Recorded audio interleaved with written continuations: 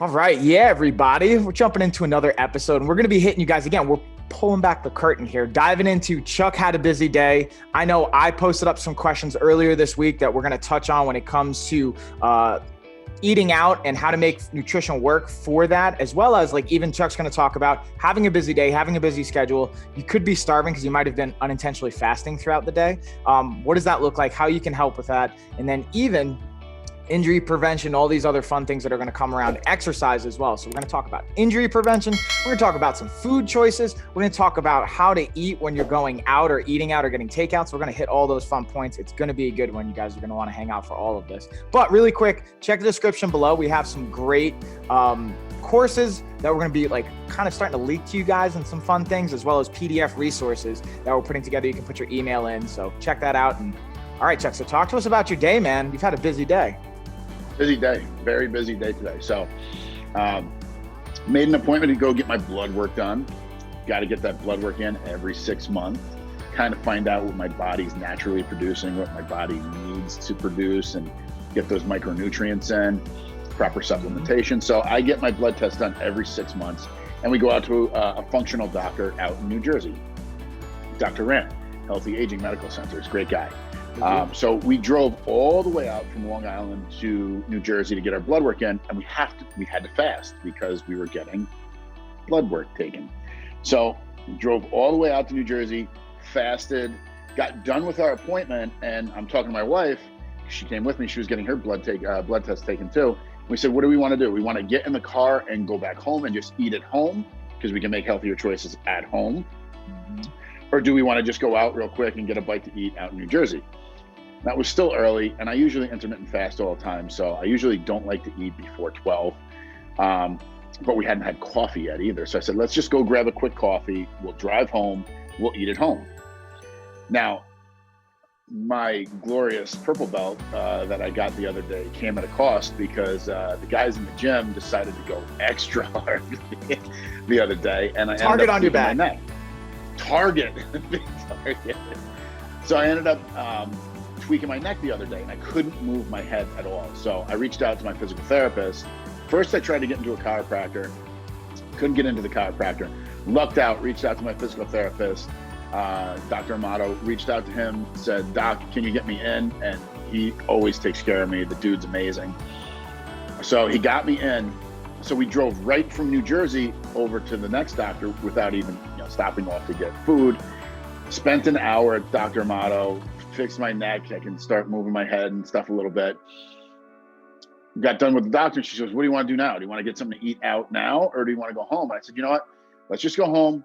We'll make some protein shakes, hold us over until dinner, and then we'll go out to dinner and have a decent dinner. Now, thinking to myself, we're wrapping up week 2 of the cleanse, and I've been eating clean all week long. I still have to eat clean tonight, so I can make a healthy choice when I go out. Is it the greatest option of going out when I'm on week 2? No, but I could still make a healthy choice. So we're gonna go out to dinner tonight. I'm just gonna get a steak and vegetables. And that's what I'm gonna get at the restaurant tonight. I'm gonna avoid all the carbs.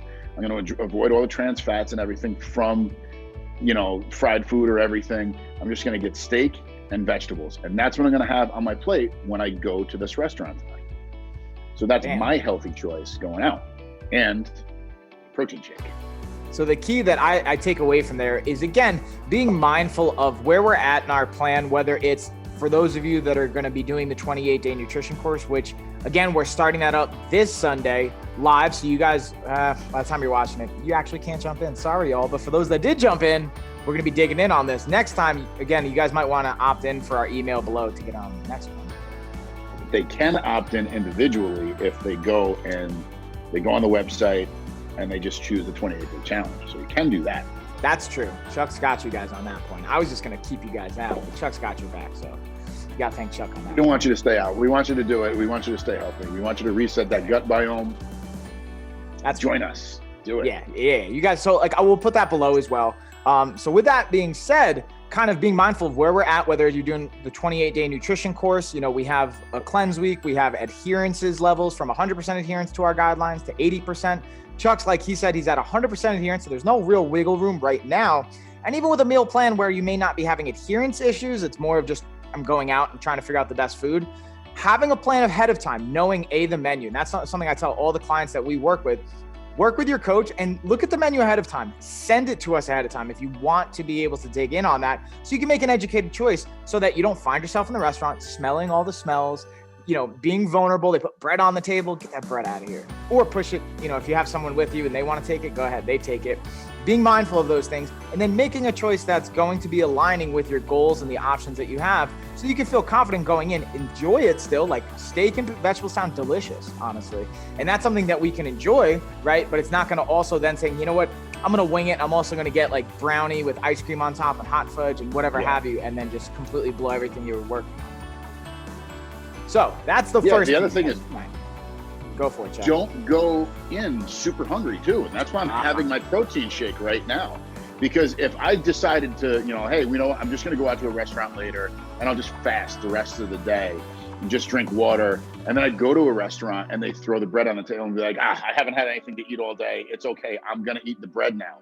And we know that the bread is not the best choice on the table. So make sure you're not going to a restaurant 100% hungry. It's like going to the grocery store and shopping after you haven't had food all day. You're going to go to the grocery store and be like, I want that, and I want that, and I want that, and I want that. Same thing at a restaurant. You're going to smell all those smells. You're going to throw bread on the table. You're looking at the menu. You're like, there's dessert on the menu too. You can make choices that are going to be healthy choices, but also you're going to enjoy the meal as well. So that's why I'm having my protein shake. And I even went in a little extra on this one, and I threw a scoop and a half of protein in there because I'm trying to hit my macronutrients and make sure that I get enough protein in my diet so I can obviously hit the goals that I want to hit. So threw a scoop and a half of protein in there, a little coconut milk, some raspberries, and some peanut butter. And that's what I'm drinking right now to hold me over. So when I get to the restaurant later, I'm not going to make those bad decisions, be like, oh, I want a piece of bread, or ooh, I want that brownie with ice cream on top of it. I don't want that stuff because it's going to ruin my goals and all the work that I just put in. And then piggybacking on that work, like I'm a big fan of matching the workouts, and Chuck and myself have talked about this, and we're even going to be putting out more content related, showing you guys exactly this type of workout can be followed by this type of meal choice to piggyback them or pair them together. And that's what I like to do. And that's where, again, if you're working with us and our coaches, you guys already know this, but for those of you that don't, or maybe haven't gotten to that stage yet, being able to piggyback the workout you're doing that day and the exercise selection along with the dinner or the takeout meal or whatever you're going to do there, even if it's lunch, whatever have you. So knowing I'm going to have a more intense workout, like for example, usually on Fridays, it's like we make our own, like a flatbread pizza or whatever, or we'll order out or we'll have something like that. So then I know, I'm going to get an Armageddon workout in from the 8 week to shred. Shout out to Chuck, crushing it on that end. As well as I might even add in a interval-based HIIT session to really deplete my glycogen so that I can reload that and be able to have a little bit more allotment in my calories. So having a plan from the exercise piece as well as how we're going to eat is a great pairing combo. It's like if you want to get fancy in how you pair your wine with your food, it's how you pair your exercise with your food selection and vice versa. And then that leads to the question I always like to work in here is some of you are going to say, hey, I want to have a drink. And we're not saying don't ever drink. You can work that in depending on where you're at in the challenge too. There's levels of that. But what I always recommend, and Chuck, I'm curious for you to speak to this too, is don't put in a heavy weight training session in before you're going to drink, because alcohol is going to be a key inhibitor in actual muscle synthesis and growth and repair. So I'd rather see a hard, cardio HIIT, interval-based session to increase metabolism so glycogen reload can happen, but we're not damaging the repair of our muscle tissue in a hard workout.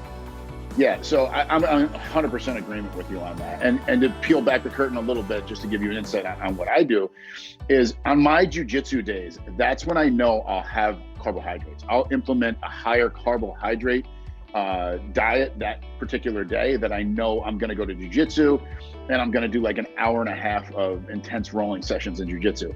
On the days that I lift weights, I stick strictly to proteins and vegetables. I try to limit my carbohydrate intake 100% on those days that I know that I'm going to lift. And I can tell you guys this right now: Tuesdays, Fridays, Saturdays, those are my lift days. So I know on Tuesdays, Fridays, and Saturdays, I'm going to have protein and veg. Now, like the rest of us, we usually like to partake in a glass of wine or something on, like, say, Friday nights. So with my workout, in between my lifting, I'll do some, aerobic type of stuff. I'll do hip movements. I'll do jumping jacks. I'll do push-ups. I'll do some sit-outs. I'll do stuff in between sets to, get my heart rate level up and to deplete my glycogen level as well. Bam. And I like that combo. And again, being mindful, that's what's going to make everything sustainable and not feel so restricted in the long term. And that's what it's all about, creating a lifestyle. This isn't, again, we're not a New Year's diet. This isn't something we're doing for the short term. It's sustainability. And that's where I will add the one thing of, Chuck, we've talked about, and even in your family and even on ours, like making a choice of certain foods we're just not incorporating anymore. Like there's certain things, and I like to have that mindset and that definition of like, I just don't do this anymore. For example, I always use this analogy. If I were to offer you, I don't know, if we're like, let's say we're out on the street and someone offers you a cigarette, you're like, no, I don't smoke. It's a very simple decision. It's not like, well, maybe I'll try it this time and, it'll be delicious. No, you just don't smoke. And if you do smoke, that's a different conversation. Now, same thing when it comes to, let's say, bread at the table. Someone says, hey, do you want bread? No, I don't really eat bread. It just doesn't sit well with me. Eventually the goal is to get it to that point where it's just that easy. Or if you're like, let's say lactose intolerant, you're like, nah, I'm going to go with almond milk or an oat milk or some other variation. Right. That doesn't mean we can't enjoy choices. And it doesn't mean you even have to choose bread. Let's say that you want to have bread in your life. It's a matter of figuring out how does that fit, but having a definition in your mind of, I just don't do this anymore. Like, for example, one of mine is like, I will never be above 200 pounds. That's just like a mark, and like, I'll never be above 20% body fat. Even like progressively, even using this challenge, never being above 18%, working towards 15% from 19-ish% right now. There's certain definitions you have to have for yourself, and figuring out like, if I'm going to have bread, I never eat more than X amount or whatever have you, to make sure there's certain thresholds and guidelines that you have in your life. Like, I'm never going to do heroin. Like, that's an extreme example, but like, hey, sugar, like, I'm going to piggyback this. Sugar can light up your brain in a very similar way, or even like certain dairy products can light up your brain in a very similar way. Now, I'm not saying they are the same. However, there are certain decisions you have to make. For example, if someone just offers you some heroin on the streets, you're like, I think I'm good. I think I'm good. I don't want to do that. Yeah. And that's why it was like so important for us initially when we dove into our nutrition, was to get that MRT test done. Now, an MRT test is a food sensitivity test, which is going to tell you what your body has difficulty processing. It's not an allergy to food. It's just saying your body's telling you that I have difficulty processing this type of food. And then we eliminated those types of food. Like, during when, and we've gone through this multiple times in our nutrition journey, but gluten, I'm not, I don't have celiac disease or anything like that, but my body has a sensitivity to gluten. So I choose to kind of avoid gluten. Do I have it every now and then? Yeah, I definitely have it. And I can tell when I have it, I get bloated, I don't feel well, but it's, sometimes I like to have it. Sometimes I like to partake in it. Do I feel great afterwards? No. Again, that lifestyle that you want to maintain. Sometimes I want a slice of regular pizza. So I know that I'm not going to feel well afterwards, but sometimes I want to have it. So I try to avoid all gluten. And you go to a restaurant and there's pasta dishes on the menu, just avoid those. Or ask them if they can substitute zucchini noodles. That's one of my favorite things to do at a restaurant. I'll ask them, I'll see a dish that they have on the menu that has zucchini noodles, but I'll see another pasta dish that doesn't, and I'll ask them if they can substitute the zucchini noodles in. And 9 times out of 10, yeah, it's an upcharge, but yeah, okay, that's what I want, so I'm gonna pay for it, I don't care. But I try to avoid gluten, and ultimately, I try to avoid sugar at all costs. Do I enjoy occasional dessert? Yeah, rainbow cookies are amazing, and I love them. But do I eat them all the time? No, I'll eat them once in a great while, and I'll have sugar with the rainbow cookie if I want it every now and then. I don't like to partake in having sugar all the time. And that's why, like, when I was initially going down my nutrition journey, I put sugar in my coffee every morning.